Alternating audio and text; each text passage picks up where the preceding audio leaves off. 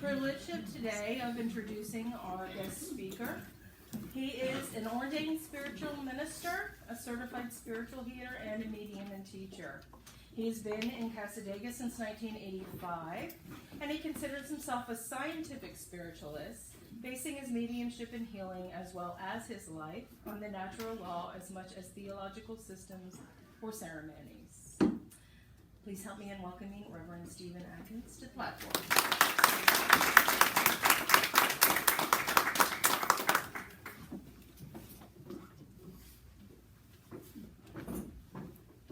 Good morning, everybody. Good morning. It's kind of funny, when Lewis started talking, he started saying about how we're in this and we're going to want to be back in the church. I can remember when I first came out here, we always came up here in this building this time of year because it was so hot and there was no air conditioning in the church. So we had our meetings up here quite a bit. But also back then, they closed the camp for about 3 months through the summer completely. Nothing was open. Church, bookstore, nothing. So it's changed quite a bit over the years. In doing that, I'd like to just mention a few people that are no longer here on this side of life that were here and were some of my teachers when I came here. There was a lot of married couples here then. There was John and Lolly Weigel. There was Kay and Boyd Steele, Marie Lilla and Al Lilla, and then there was Eloise Page. All of these people were teachers that were here when I came here, a fledgling, just stumbling around trying to figure my life out. And I see a couple faces out there that have been here about that long with me too. So it's nice to see that still. But these people gave it themselves. If you ever get into this and think you're going to make a living at doing this, you're probably not. So good luck with that. You sacrifice a lot of your time, a lot of your hope, a lot of your help to people because they need it. And especially as healers, most people that come to you for healing of serious nature are emotionally and financially bankrupt by the time they get here. So you're working with them strictly for the spirit of it. So we don't do this because we're independently wealthy by doing it. And I just want to honor those people that have passed on. My first father-in-law was a very well-known worker in the faith too. I'm going to speak today on what's very dear to my heart, the religion of spiritualism. And spiritualism is a science, a philosophy, as well as a religion. And I'm just going to cover some of the basic points. And you could do an entire lecture on each one of these points and how it dynamically interacts with your life.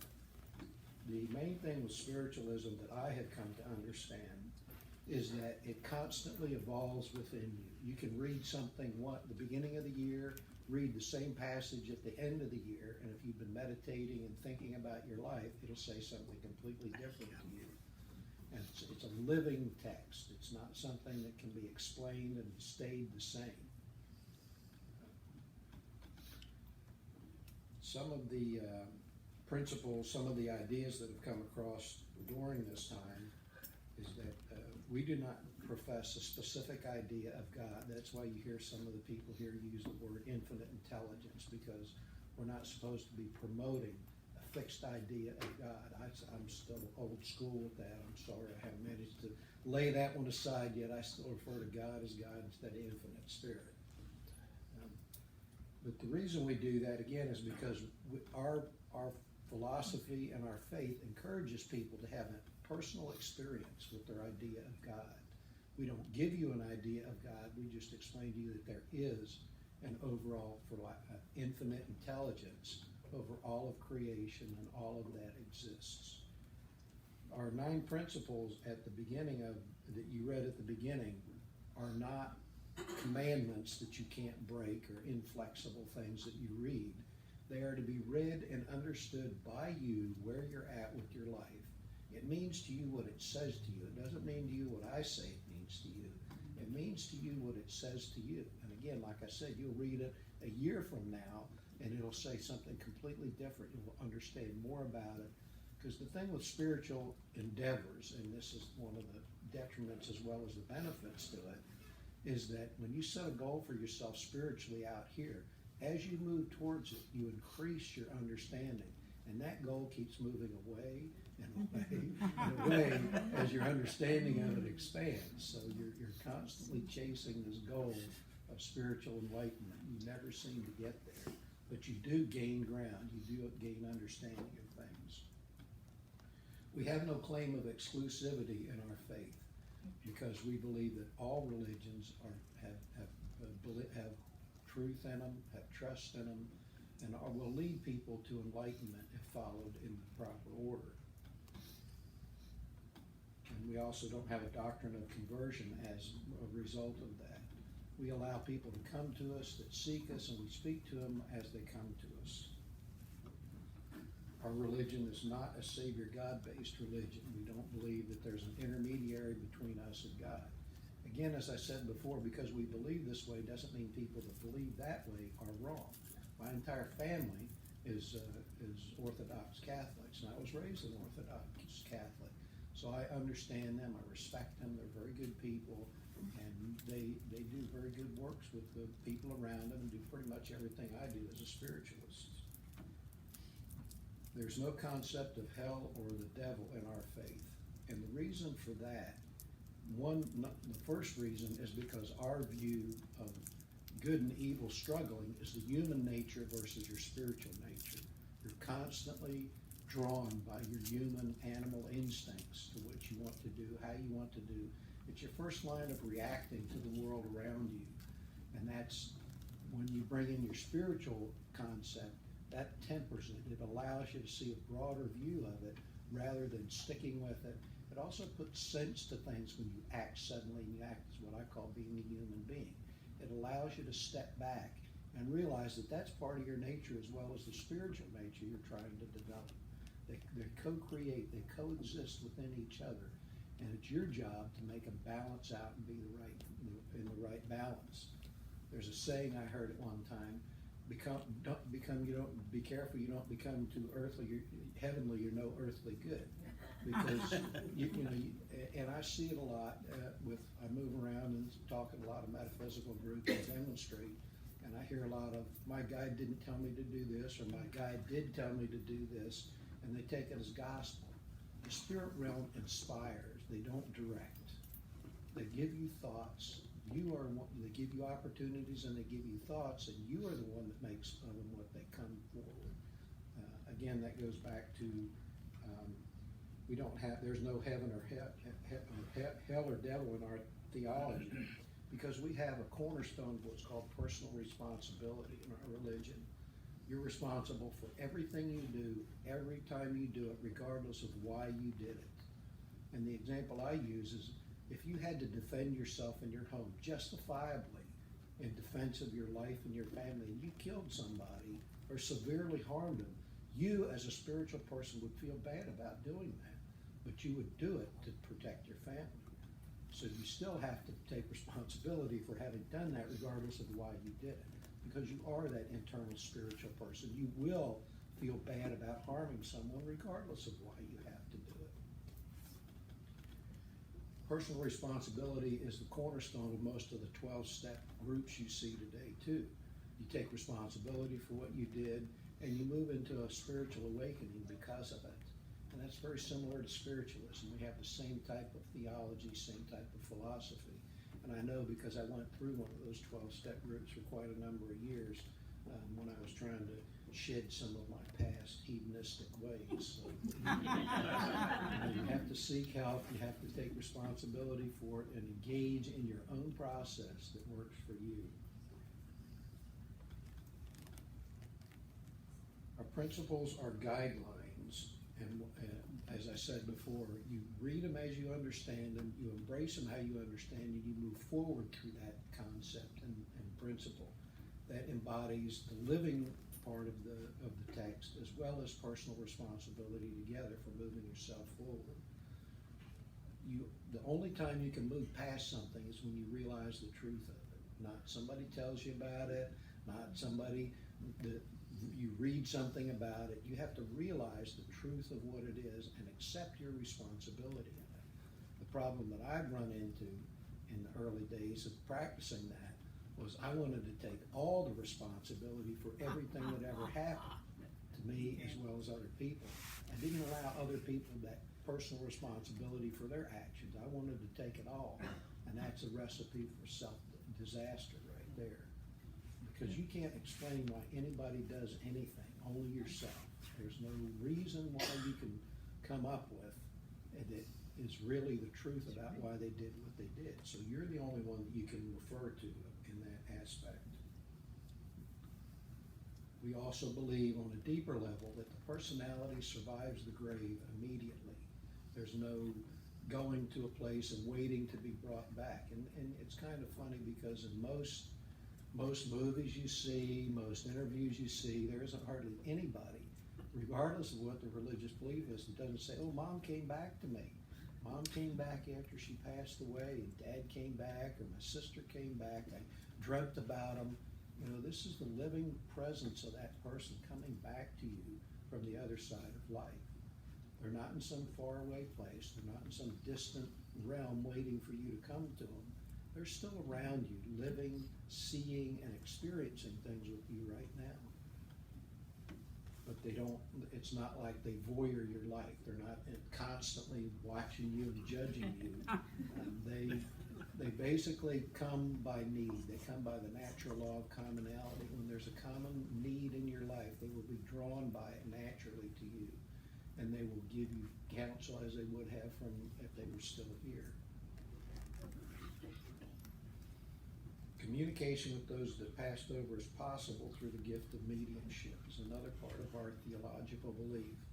We do believe that these living intelligences can be communicated with in an evidential fashion and demonstrate. So the literature says we prove the existence of life after death, but the more common statement is we demonstrate the continuity of life after death, because you can't prove anything to anybody. They see what you do, they take it into their own, and they decide what you've done. Our concepts are demonstrated and do not require faith to be accepted on faith. You see what you see, it makes sense to you or it doesn't make sense to you, you accept it or reject it. You don't have to hear us say it 10 times and memorize it and keep repeating it until it becomes true to you. It's naturally within you how you feel, and you'll be guided by that. The biggest thing that helped me the most, even when I was being a pure hedonist, is I knew what I was. I didn't make excuses for it. I understood it. I knew exactly. You going to the bar today? Yeah, I'm gonna go in there and have them set me up 6 drinks until I can't drink anymore. Well, there wasn't any pretense to it. There wasn't, oh, I've had a rough day, or geez, I deserve this. That's just what it was. And as long as you can state who you are and what you are to yourself, the spirit realm can work with that. Aimlessness is the biggest destruction to personal development, to spiritual development. Constantly making excuses for yourself, constantly making excuses for what's going on around you, because then you don't get the lesson of life that should come to you.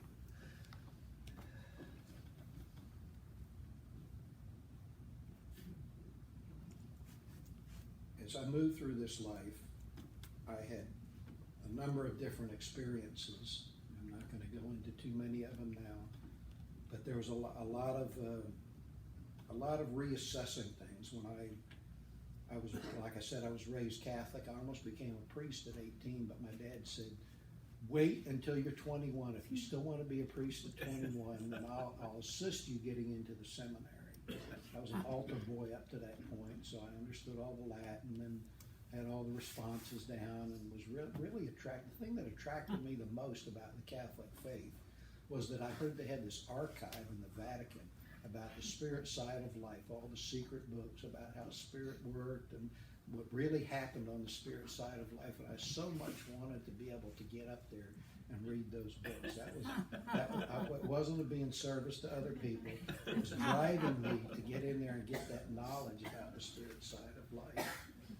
I never did get in there, but I got my own explanation now, and I readily accept that. But what I can say about spiritualism is as I said before, it's part of it's the basis for all the 12-step things you see. It started off being the basis for the first one, and all these other groups that grew out of it. And the reason for that, I found out later, years later, I was reading a book by Arthur Ford. He's one of the most documented mediums of modern time. And he talks in there about working with a group and helping them develop a fearless searching moral inventory daily of their life. And for those of you that don't know that, that's the fourth step of Alcoholics Anonymous. So he actually was engaged with them in the beginning, helping them to develop that, because he was an alcoholic, according to his own biography.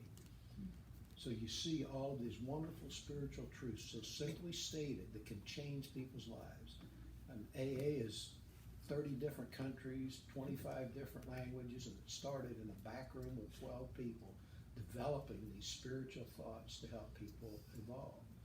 And the whole focus of that type of group is so that you have a spiritual awakening. You're supposed to come to a point where you actually have a spiritual awakening. Otherwise, you're not going to stay sober. You're not going to stop eating. You're not going to stop drinking. You have to have that self-realization of the other side of who you are and bring that into your life in a living part of your life, not just the human side reacting to event by event as it happens to you.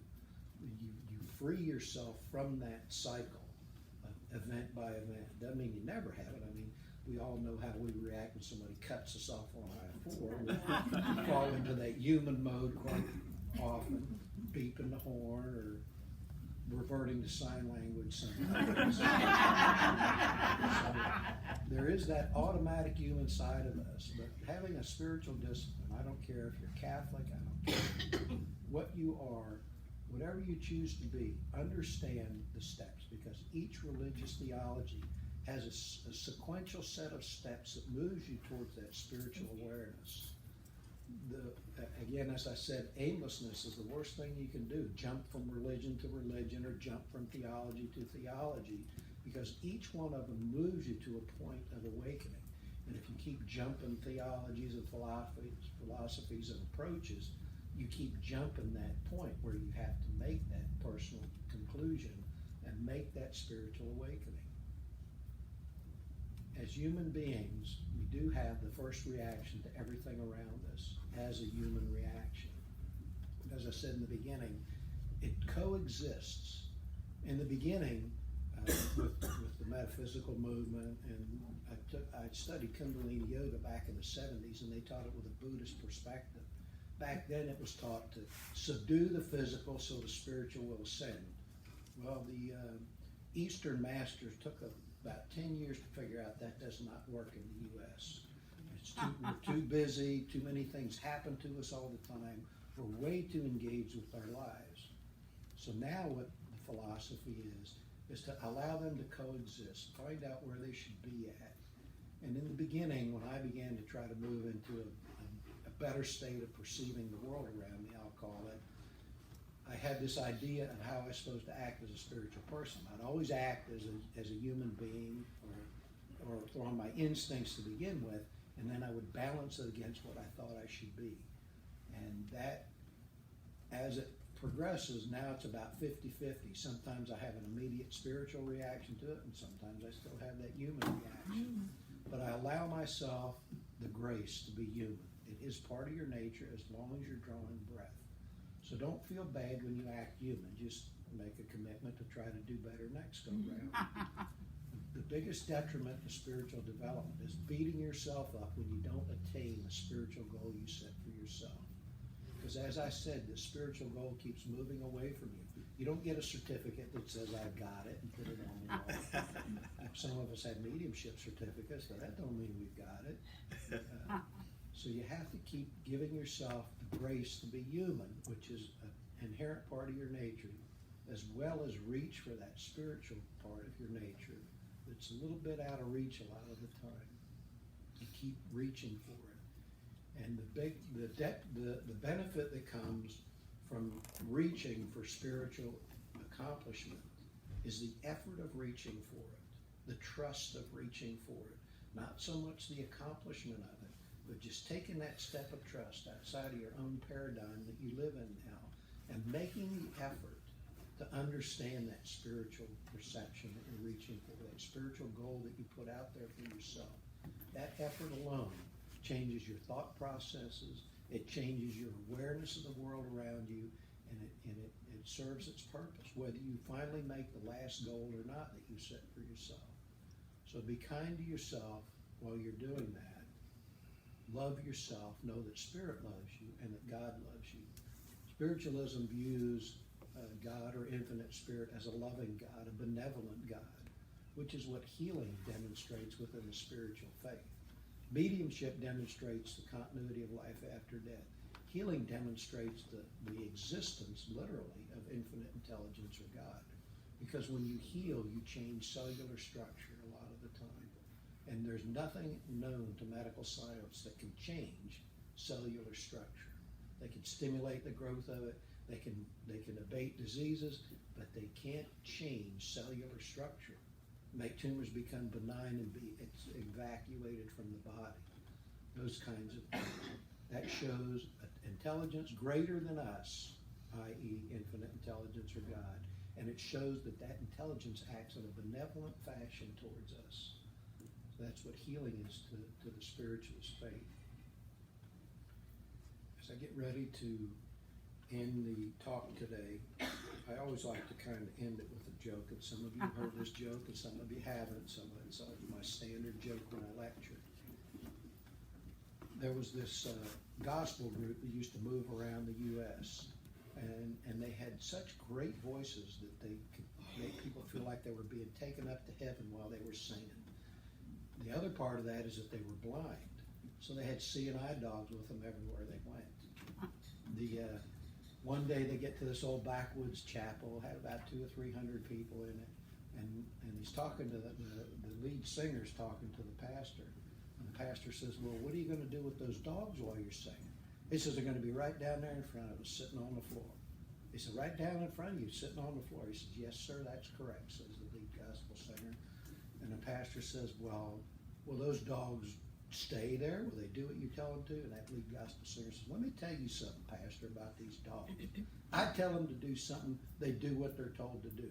You tell your congregation something, and by Sunday and by Monday morning, half of them have forgotten it." So those dogs won't forget what I tell them. Got that? Okay, says the pastor. So they get up there and they're singing, and everybody's being carried up later that evening towards heaven. And all of a sudden, the back door of the church was left open a crack, and here comes this tabby cat walking down the aisle, looking around at all the people singing. And about halfway down that aisle, them dogs caught sight of that cat. You know what those dogs did? They forgot. Thank you.